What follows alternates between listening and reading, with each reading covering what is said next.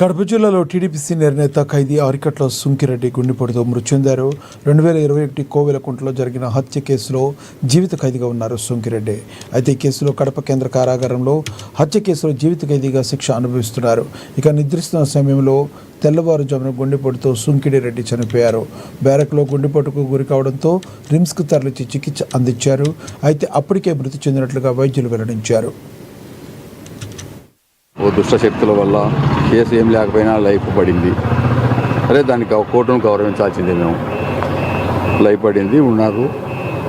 ఆయనకు health problem చాలా ఉండి కూడా మేము మెడికల్ వెళ్ళిన తీసుకుపోయి చూపించినాము, చేసినాము. మొన్న కూడా రీసెంట్గా పోయిన వీక్లో కర్నూలు హాస్పిటల్కి పంపించారు.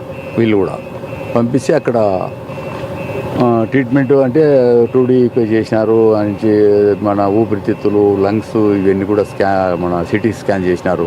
దానిలో ఏం లేదు, నార్మల్ వచ్చినాయి.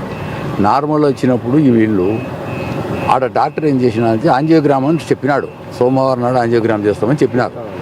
చెప్పి శనివారం సాయంత్రమే డిశ్చార్జ్ చేసిపోయినాడు ఆయన. అంటే ఎస్కార్ట్ ఉంది, ప్రాబ్లం ఉంది.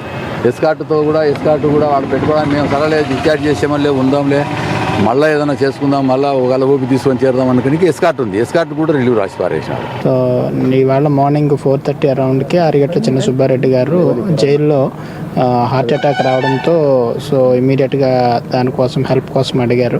సో ఆయన అక్కడ బీ క్లాస్ ప్రిజన్లో ఉన్నారు. తోటి ఖైదీ ఇమీడియట్గా కూడా అక్కడ జైలర్కి ఇన్ఫార్మ్ చేయడంతో ఇమీడియట్గా చాలా స్పీడ్గా మరి అంబులెన్స్ని అరేంజ్ చేసి ఇక్కడ తీసుకురావడం జరిగింది.